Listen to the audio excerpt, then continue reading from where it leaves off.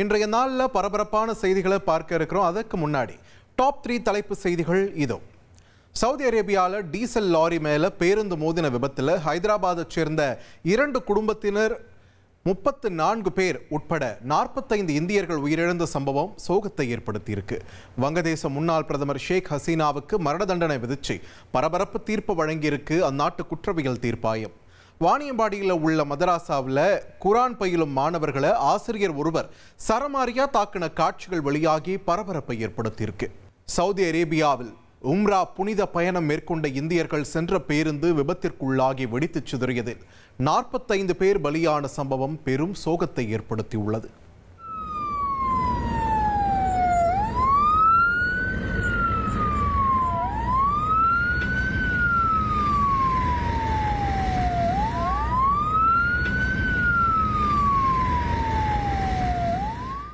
தெலங்கானா மாநிலம் ஹைதராபாத்தில் இருந்து சவுதி அரேபியாவுக்கு 54 பேர் உம்ரா பயணம் மேற்கொண்டனர். அப்போது மக்காவில் இருந்து 45 பேருடன் சென்ற உம்ரா பயணிகள் பேருந்து மதீனாவுக்கு சென்று கொண்டிருந்த போது டீசல் லாரி மீது மோதி விபத்திற்குள்ளானது. இந்த கோர விபத்தில் பயணிகள் சென்ற பேருந்து தீப்பற்றி எரிந்து வெடித்து சிதறியதில் ஹைதராபாத்தைச் சேர்ந்த 2 குடும்பங்களைச் சேர்ந்த 34 பேர் உட்பட 45 பேர் உடல் கருகி பலியாகினர். இதில் 11 குழந்தைகள் 20 பெண்கள் உயிரிழந்துள்ளனர். ஹைதராபாத் காவல்துறை அளித்துள்ள தகவலின்படி கடந்த 9ஆம் தேதி ஜெத்தாவுக்கு 54 பேர் பயணம் செய்திருந்ததாகவும் அவர்களில் 4 பேர் தனியாக காரில் பயணித்ததாகவும் தெரிவிக்கப்பட்டுள்ளது. மேலும் 4 பேர் மெக்காவில் தங்கியிருந்ததாகவும் மீதமிருந்த 46 பேர் பேருந்தில் பயணம் செய்தபோது மதீனாவுக்கு 25 கிலோமீட்டர் முன்பு நடந்த கோர விபத்தில் 45 பேர் உயிரிழந்தது உறுதிப்படுத்தப்பட்டுள்ளதாகவும் அறிவிக்கப்பட்டுள்ளது.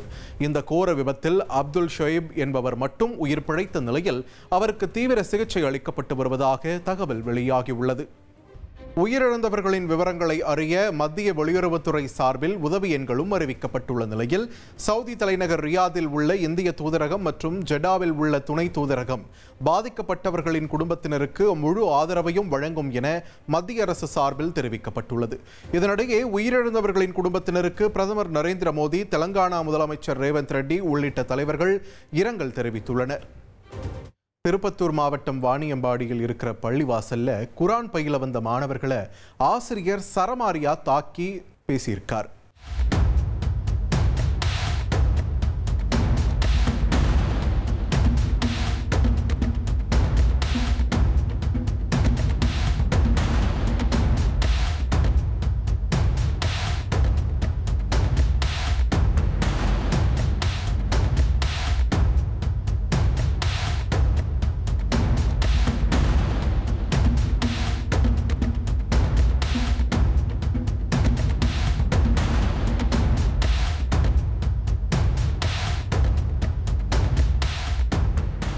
வாணியம்பாடி மதராசாவில் மாணவர்கள் தாக்கப்பட்ட செய்தி அறிந்து அதிர்ச்சி அடைந்த பெற்றோர் இதுகுறித்து சம்பந்தப்பட்ட மதராசா பள்ளி நிர்வாகத்திடம் கேட்டுள்ளனர். அப்போது அந்த ஆசிரியர் பணியில் இருந்து விடுவிக்கப்பட்டதாக தெரிவித்து சுஹேப் என கூறப்படும் ஆசிரியரின் விவரங்களையும் கூற மறுத்துள்ளார். இதனிடையே சம்பந்தப்பட்ட ஆசிரியர் சஸ்பெண்ட் செய்யப்பட்டுள்ளார். மனைவியின் கழுத்தறுத்து கொலை செய்துவிட்டு கணவர் 2 குழந்தைகளோடு தப்பிச் சென்றுள்ளார். குடும்பத்துடன் சேர்ந்து வாழ மறுத்ததால் நடந்த படுபயங்கர சம்பவத்தின் பின்னணி என்ன? தர்மபுரி மாவட்டம் அரூரில் உள்ள பூந்தி மஹால் தெரு திங்கட்கிழமை காலையில் ஒப்பாரி ஓலங்களால் அலறி கிடந்தது.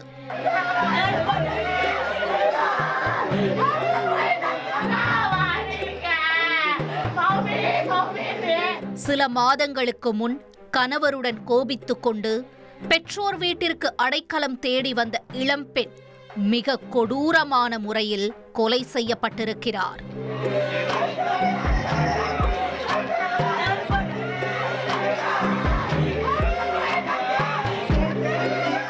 இந்த படுபயங்கரத்தை செய்தது அந்த பெண்ணின் கணவர். என்ன நடந்தது என்கிற முழு குற்ற பின்னணியையும் அறிய அரூர் செய்தியாளர் பிரபேஷ் விசாரணையை தொடங்கியுள்ளார். கொல்லப்பட்டவர் 29 வயதான மகாலட்சுமி. 9 வருடங்களுக்கு முன்பாக பர்கூர் பகுதியைச் சேர்ந்த வெங்கடேஷ் என்பவருக்கும் மகாலட்சுமிக்கும் பெற்றோர்களால் நிச்சயிக்கப்பட்ட திருமணம் நடந்துள்ளது. இந்த தம்பதிக்கு தற்போது 8 வயதில் ஒரு மகனும் 5 வயதில் ஒரு மகளும் உள்ளனர். பர்கூரில் ஜவுளி வியாபாரம் செய்து வந்த வெங்கடேஷுக்கு அன்பான மனைவியும் அழகான 2 குழந்தைகளும் வரமாக கிடைத்த போதும் அவரின் சந்தேக புத்தியால் மகாலட்சுமியுடன் அடிக்கடி சண்டையிட்டு வந்துள்ளார். துணிக்கடைக்கு வரும் கஸ்டமர்களிடம் மகாலட்சுமி வியாபாரத்திற்காக கொஞ்சம் சிரித்து பேசினால் கூட அதில் குற்றம் குறை கண்டுபிடித்து கடித்து குதறி விடுவாராம் வெங்கடேஷ். அவளுக்கு கல்யாணம் ஆனதுலேருந்து இப்போ வரையுமே அவளுக்கு பிரச்சனை தான். ரொம்ப சண்டை, ரொம்ப சந்தேகம். ஆனாலும் சரி குழந்தைங்களுக்காக போய் அவள் வாழ்ந்துட்டு இருந்தா. 2 குழந்தைங்க ஆயிடுச்சு அப்படின்ட்டு. ஆனால் ஒரு கட்டத்தில் அவனால் முடியல அப்படின்ட்டு கடைசி ஒரு 4 மாதம் தான் வந்துட்டு அம்மா வீட்டுக்கு. ஒரு கட்டத்திற்கு மேல் கணவரின் சித்திரவதைகளை பொறுத்து கொள்ள முடியாத மகாலட்சுமி உயிர் பயத்தில் கடந்த 4 மாதங்களுக்கு முன்பு குழந்தைகளை அழைத்து கொண்டு அரூரில் உள்ள பெற்றோர் வீட்டிற்கு வந்துள்ளார். மனைவியையும் குழந்தைகளையும் பிரிந்து தனிமையில் துவண்டு போன வெங்கடேஷ் சில தினங்களுக்கு முன்பு மாமனார் வீட்டிற்கு வந்து மனைவியிடம் சேர்ந்து வாழ வருமாறு பேச்சுவார்த்தை நடத்தியுள்ளார். நமக்கு டைம் சரியில்லை, அதனால தான் இப்படியெல்லாம் நடந்துருச்சு என மகாலட்சுமியிடம் உருக்கமாக பேசி மூளை செலவை செய்துள்ளார் வெங்கடேஷ்.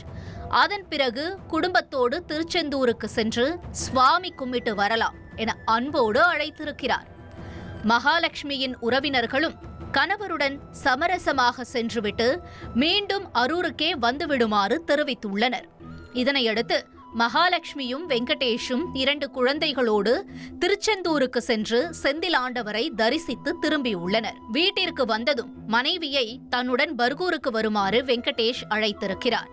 ஆனால் மகாலட்சுமி வெங்கடேஷ் குடும்பத்தில் உள்ள பெரியவர்கள் வந்து பேசினாலோ அல்லது காவல் நிலையத்திற்கு சென்று சமரச பேச்சுவார்த்தை நடத்தினால் மட்டுமே உன்னுடன் சேர்ந்து வாழ முடியும் என திட்டவட்டமாக தெரிவித்திருக்கிறார். இதனால் ஆத்திரத்தின் உச்சிக்கே சென்ற வெங்கடேஷ் மகாலட்சுமி வாயில் துணியை வைத்து அடைத்து சத்தமில்லாமல் அவரின் கழுத்தை அறுத்து கொலை செய்திருக்கிறார். மனைவியை கொலை செய்தவுடன் பதறிப்போன வெங்கடேஷ் வீட்டிலிருந்த 2 குழந்தைகளையும் பைக்கில் ஏற்றிக்கொண்டு அங்கிருந்து அவசரமாக தப்பிச் சென்றுள்ளார். நடந்த சம்பவம் தொடர்பாக கொலை வழக்கு பதிவு செய்த போலீசார் வெங்கடேஷை வலைவீசி தேடி வருகின்றனர். கொலையாளியிடம் 2 குழந்தைகளும் மாட்டிக்கொண்டிருப்பதால் காவல்துறையினர் அவரை விரைந்து கைது செய்து சிறையில் அடைக்க வேண்டும் என மகாலட்சுமியின் உறவினர்களும் வலியுறுத்தியுள்ளனர்.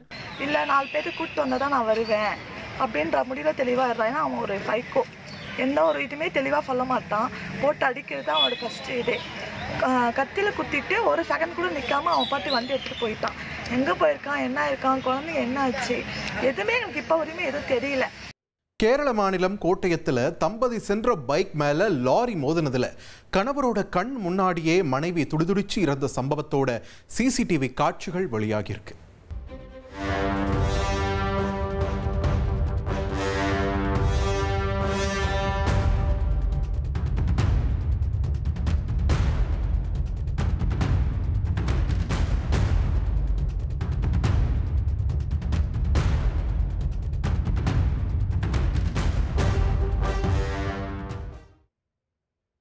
கேரள மாநிலம் கோட்டயம் மாவட்டத்திற்குட்பட்ட தலையோலப்பரம்பு என்ற பகுதியில் இருந்து வைக்கம் நோக்கி பிரமோத் என்பவர் தனது இருசக்கர வாகனத்தில் சென்று கொண்டிருந்தார். அவருக்கு பின்னால் மனைவி ஆஷா அமர்ந்திருந்தார். இருசக்கர வாகனம் சென்று கொண்டிருந்த போது பின்னால் இருந்து வேகமாக வந்த கண்டெய்னர் லாரி திடீரென பிரமோதின் வாகனத்தில் உரசியது. இதனால் இருசக்கர வாகனம் சரிந்து ஆஷாவும் பிரமோதும் சாலையில் விழுந்தனர். ஆஷா விழுந்த சில நொடிகளில் கண்டெய்னர் லாரி அவர் மீது ஏறி இறங்கியது. இதனால் ஆஷா உடல் நசுங்கி சம்பவ இடத்திலேயே பலியானார். பிரமோத் காயங்களுடன் மருத்துவமனையில் அனுமதிக்கப்பட்டு சிகிச்சை பெற்று வருகிறார். சம்பவம் தொடர்பான சிசிடிவி காட்சி சமூக வலைதளங்களில் வைரலாகி வருகிறது.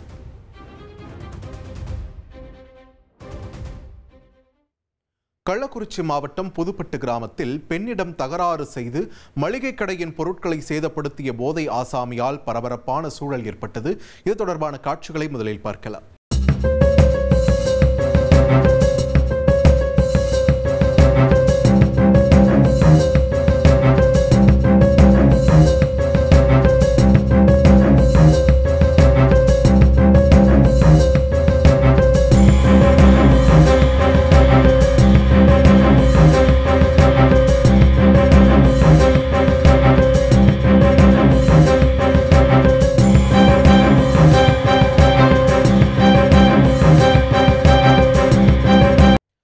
திண்டுக்கல் மாவட்டம் பழனியில சாலையோர கடைக்காக இடம் பிடிக்கிறதுல ஏற்பட்ட தகராறுல பெண் வியாபாரி ஒருத்தரை திமுக நிர்வாகி தாக்குன காட்சி வெளியாகி அதிர்ச்சியை ஏற்படுத்தியிருக்கு.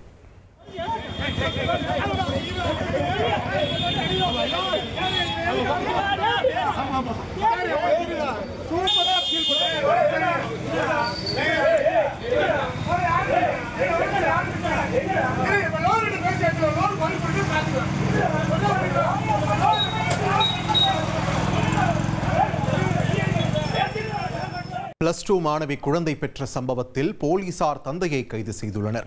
தந்தையின் காம வெறி பெற்ற மகளை இறக்கையாக்கிய கொடூரம் இது. பள்ளி மாணவிகளுக்கு குழந்தை பிறப்பது சமீப காலங்களில் அதிகரித்து வருகிறது. சிறுமிகளை காதல் வலையில் வீழ்த்தி பாலியல் தொல்லை கொடுத்து கருவையும் சுமக்க வைத்து விடுகின்றனர் சில கயவர்கள். இன்னல்களை அனுபவித்த போதும் 18 வயதை நிரம்பாத அந்த சிறுமிகளின் இயலாமையையும் அச்சத்தையும் சாதகமாக பயன்படுத்தி கொண்டு பல காம மிருகங்கள் நாட்டுக்குள் சுதந்திரமாக சுற்றித் திரிகின்றனர். அப்படி ஒரு கொடூரனிடம் சிக்கி சீரழிந்து குழந்தையையே பெற்றெடுத்திருக்கிறார் 12ஆம் வகுப்பு மாணவி. அந்த கொடூரன் சிறுமியின் காதலனோ நண்பனோ அல்ல, பாசமாக பெற்று வளர்த்த தந்தை. ஆம், அந்த கொடூர தந்தையின் காம வெறியாட்டத்தால் நடந்திருக்கிறது இந்த பயங்கரம். கன்னியாகுமரி மாவட்டத்தின் தமிழக கேரள எல்லை பகுதியான பனச்சமூடு அடுத்த சிறிய கொள்ளை கிராமத்தை சேர்ந்தவர் 45 வயதான தேங்காய் வியாபாரி. இவருக்கு திருமணமாகி 17 வயதில் ஒரு மகளும் ஒரு மகனும் உள்ளனர். மகள் அண்டுகோடு பகுதியில் உள்ள பள்ளி ஒன்றில் 12ஆம் வகுப்பு படித்து வருகிறார். இந்த நிலையில்தான் கடந்த 2 மாதங்களுக்கு முன்பு உடல்நிலை சரியில்லாமல் திருவனந்தபுரத்தில் உள்ள தனியார் மருத்துவமனைக்கு அழைத்து செல்லப்பட்டிருக்கிறார் மாணவி. ஆனால் அங்கே அவருக்கு குழந்தை பிறந்துள்ளது. 18 வயது கூட நிரம்பாத சிறுமிக்கு குழந்தை பிறந்ததைக் கண்டு அதிர்ச்சியடைந்த மருத்துவமனை நிர்வாகத்தினர் இதில் ஏதோ மர்மம் இருப்பதை உணர்ந்து மார்த்தாண்டம் அனைத்து மகளிர் காவல் நிலையத்தில் புகார் கொடுத்தனர். அதன் பேரில் வழக்கு பதிந்த போலீசார் மருத்துவமனைக்கு சென்று விசாரித்துள்ளனர். அப்போது சிறுமியின் அருகே தந்தை மட்டும் பாதுகாப்புக்காக இருந்துள்ளார். மேலும் சிறுமி பெற்றெடுத்த குழந்தையை தந்தையின் உதவியுடன் அம்மா தொட்டில் திட்டத்தின்படி கொடுத்ததும் தெரியவந்தது. தொடர்ந்து போலீசார் சிறுமியிடம் குழந்தைக்கு யார் காரணம் என கேட்டு விசாரித்துள்ளனர். அப்போது ஒரு வாலிபரை காதலித்ததாகவும் அந்த காதலன் மூலமாகவே குழந்தை பெற்றெடுத்ததாகவும் கூறியிருக்கிறார். ஆனால் போலீசார் எவ்வளவோ விசாரணை செய்தும் அந்த காதலனின் பெயரை மாணவி கூற மறுத்திருக்கிறார். மேலும் அவரின் பதில்கள் முன்னுக்கு பின் முரணாக இருந்துள்ளது. இதனால் சந்தேகம் அடைந்த போலீசார் அதே பகுதியில் உள்ள காப்பகம் ஒன்றில் வைத்து மாணவிக்கு கவுன்சிலிங் கொடுத்திருக்கிறார்கள். மனநிலை சீரான பின்பு அவரிடம் மீண்டும் விசாரித்துள்ளனர். அப்போதுதான் குழந்தை பிறந்ததற்கு காரணம் தனது தந்தைதான் என கூறி அதிர்ச்சி கிளப்பியிருக்கிறார் மாணவி. வீட்டில் மனைவியும் மகனும் இல்லாத நேரம் பார்த்து மகளை கட்டாயப்படுத்தி பாலியல் வன்கொடுமை செய்திருக்கிறார் அந்த தேங்காய் வியாபாரி. ஒன்றல்ல இரண்டல்ல பல முறை மாணவியை மிரட்டியும் கட்டாயப்படுத்தியும் தனது காம வெறிக்கு இரையாக்கியிருக்கிறார். அதன் விளைவாகவே சிறுமி கர்ப்பம் தரித்திருக்கிறார். இந்த விஷயம் அறிந்த தேங்காய் வியாபாரி வீட்டில் யாருக்கும் தெரியாமல் ரகசியமாக மகளை மருத்துவமனைக்கு அழைத்து சென்று குழந்தையை பெற்றெடுத்துள்ளார். மேலும் குழந்தையை அம்மா தொட்டில் திட்டத்தின் கீழ் கொடுத்துவிட்டு வீட்டில் வந்தால் யாருக்கும் தெரியாது என திட்டமிட்டுள்ளார். ஆனால் மருத்துவமனை தரப்பிலிருந்து போலீசாருக்கு தகவல் கொடுக்கவே மொத்த உண்மையும் அம்பலமாகியிருக்கிறது. இவ்வளவு கொடூரம் செய்த பின்பும் கூட போலீசாரின் விசாரணையில் குழந்தைக்கு காரணம் காதலன்தான் என கூறி தந்தையை காப்பாற்ற முயன்றுள்ளார் அந்த மாணவி. எனவே இப்படி தந்தையின் மீதிருந்த பாசத்தில் கூறினாரா அல்லது தேங்காய் வியாபாரி மிரட்டி சொல்ல சொன்னாரா என்றும் விசாரித்து வருகின்றனர். இதனையடுத்து பெற்ற மகளையே கர்ப்பமாக்கி குழந்தை பெற செய்த காம கொடூர தந்தையான தேங்காய் வியாபாரியை போக்சோ சட்டத்தின் கீழ் மார்த்தாண்டம் மகளிர் போலீசார் கைது செய்து விசாரணை நடத்தி வருகின்றனர். மேலும் இந்த கொடூர செயலுக்கு குடும்பத்தினர் யாரேனும் உடந்தையா என்றும் விசாரணை நடைபெற்று வருகிறது. 10 மாசம் பெற்று வளர்த்த மகளை தாயாகவும் தெய்வமாகவும் பாவித்து பாசம் காட்டும் பல தந்தைகளின் மத்தியில் இப்படி காம இச்சையில் பெற்ற மகளையே பாலியல் வன்கொடுமை செய்து பிள்ளையை பெற செய்த கொடூர தந்தையின் வெறியாட்டம் குமரி மாவட்டத்தையே கிடுகிடுக்க வைத்திருக்கிறது. சென்னை புளியந்தோப்பு அருகே குடிபோதையில் நூலகத்திற்குள் சென்று பெண்களிடம் அவதூறாக பேசி தகராறில் ஈடுபட்ட நபரை போலீசார் கைது செய்திருக்கின்றனர். அந்த காட்சியை தற்போது பார்க்கலாம்.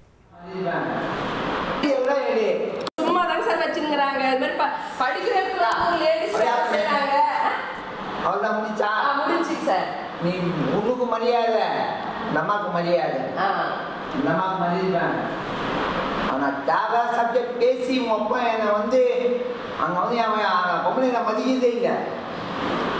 நான் என்னன்றேன்னா படிக்கிறீங்களா வந்து படிச்சுட்டு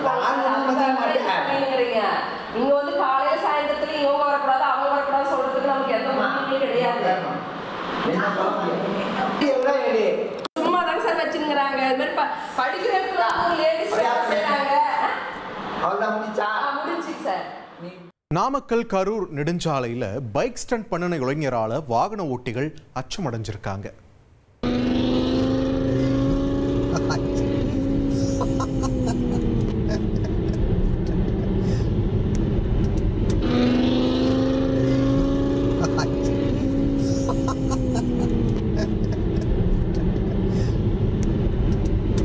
எடுத்தீங்களா?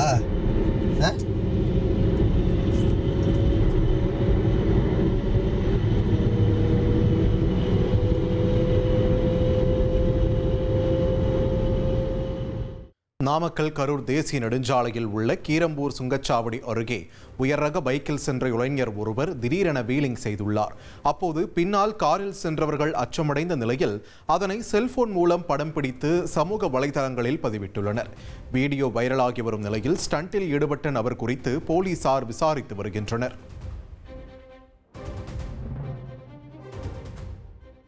சென்னை பழைய வண்ணாரப்பேட்டை அருகே தங்கப்பட்டறையில் 1.25 கிலோ தங்கத்தை திருடிச் சென்ற சம்பவத்தில் வடமாநில தொழிலாளர்களை சினிமா பாணியில் போலீசார் விரட்டி பிடித்து கைது செய்துள்ளனர்.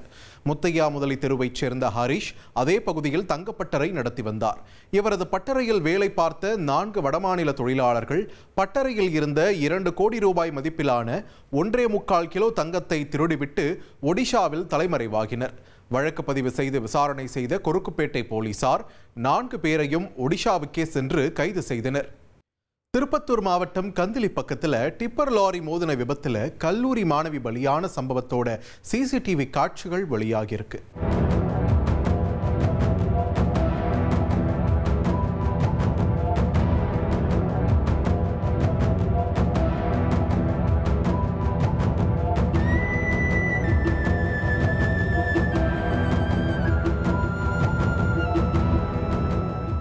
திருவள்ளுவர் கலைக்கல்லூரியில் பயின்று வரும் சக்திவேல், ரம்யா மற்றும் பிரியங்கா அரியர் தேர்வு எழுதுவதற்காக ஒரே இருசக்கர வாகனத்தில் சென்றுள்ளனர்.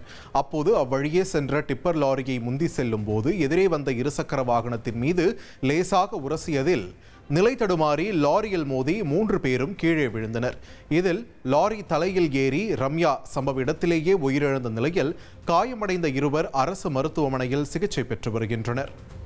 இதிகாச கதைகளை படம் எடுக்கிறதுல வல்லவரான இயக்குனர் ராஜமௌலி தனக்கு கடவுள் நம்பிக்கை இல்லைன்னு தெரிவிச்ச ஸ்டேட்மெண்ட் இப்போ இணையத்தில் பேக்ஃபயர் ஆக தொடங்கியிருக்கு. ராஜமௌலி இத்தனை காலங்களா பக்தியையும் வெறும் ஃபேண்டசியாவே பார்த்திருப்பது உண்மையா? மகாபாரதம் மற்றும் ராமாயணம் போன்ற இதிகாசங்களை தழுவி 1000 திரைப்படங்கள் வெளியாகி உள்ள போதும் அதனை தழுவி ராஜமௌலி ஒரு திரைப்படத்தை இயக்கும் போது மட்டும் அவர் ஆடியன்ஸையும் துவாபர யுகத்திற்கே கடத்தி சென்று விடுவார். ராஜமௌலியின் ஒவ்வொரு ஃப்ரேமையும் பார்த்து வால்மீகியும் வியாசருமே வியந்து போய்விடுவார்கள் என்று சொன்னாலும் அது ஆச்சரியப்படுவதற்கில்லை. அந்த அளவிற்கு ராஜமௌலியின் அதீதமான மெனக்கெடல்கள் இருக்கும். பாகுபலியின் பிரம்மாண்ட வெற்றிக்கு பிறகு காவிய படம் எடுப்பதிலேயே ஆர்வம் காட்டிய ராஜமௌலி அடுத்ததாக இயக்கிய RRR திரைப்படம் ஆஸ்கரை வென்றது. 2 சுதந்திர போராட்ட வீரர்களின் உண்மையான கதைதான் RRR என சொல்லப்பட்டாலும் அதன் திரைக்கதையில் ராஜமௌலி திட்டமிட்டே பக்தியையும் இரண்டர கலந்திருப்பார். இத்தகைய காட்சி அமைப்புகளை பார்த்து ராஜமௌலியையும் விவேக் அக்னிஹோத்ரி போன்றதொரு இந்துத்துவா இயக்குனர் என்றும் அவர் பாஜகவின் அபிமானி என்றும் சிலர் விமர்சித்து வந்தனர். இந்த சூழலில்தான் கடந்த சனிக்கிழமை ஹைதராபாத் ராமோஜி பிலிம் சிட்டியில் ராஜமௌலி இயக்கத்தில் உருவாகி வரும் வாரணாசி திரைப்படத்தின் அறிமுக மோஷன் டீசர் வெளியீட்டு விழா மிக பிரம்மாண்டமாக நடந்தது. இந்த திரைப்படத்தில் டாலிவுட் இளவரசரான மகேஷ் பாபு கதாநாயகனாகவும், பாலிவுட் நடிகை பிரியங்கா சோப்ரா கதாநாயகியாகவும், மலையாள நடிகர் பிருத்திவிராஜ் வில்லனாகவும் நடிக்க உள்ளனர். இந்த படத்தின் மோஷன் ட்ரெய்லர் வெளியீட்டு விழாவில் இயக்குனர் ராஜமௌலி தெரிவித்துள்ள சில கருத்துக்கள் தற்போது இணையத்தில் கடும் விமர்சனத்திற்குள்ளாகியுள்ளது. படத்தின் தலைப்பை மோஷன் டீசராக வெளியிட்ட போது அது தொழில்நுட்ப காரணங்களால் சில நொடிகளிலேயே தடைப்பட்டிருக்கிறது. இதனால் மிகுந்த ஏமாற்றத்திற்குள்ளான ராஜமௌலி நிதானத்தை இழந்து சிறிது நேரத்திற்கு முன்பு என்னுடைய தந்தை விஜயேந்திர பிரசாத் பேசிய போது எனக்கு பக்கபலமாக அனுமன் இருப்பதாக தெரிவித்திருந்தார். ஆனால் ஹனுமன் இருந்தால் இப்படியெல்லாம் நிகழ்ச்சி தடைப்பட்டு இருக்குமா என்கிற ரீதியில் கருத்துக்களை தெரிவித்துள்ளார்.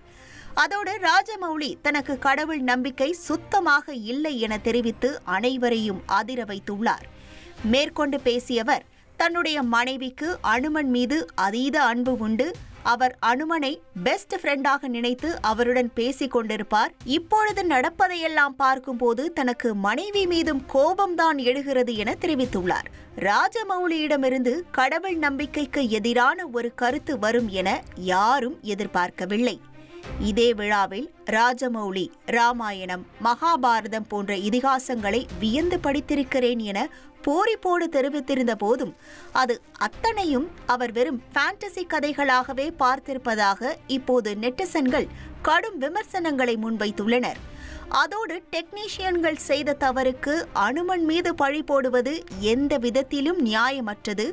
ராஜமௌலி இதற்காக வருத்தம் தெரிவிக்க வேண்டும் என்றும் வலியுறுத்தியுள்ளனர்.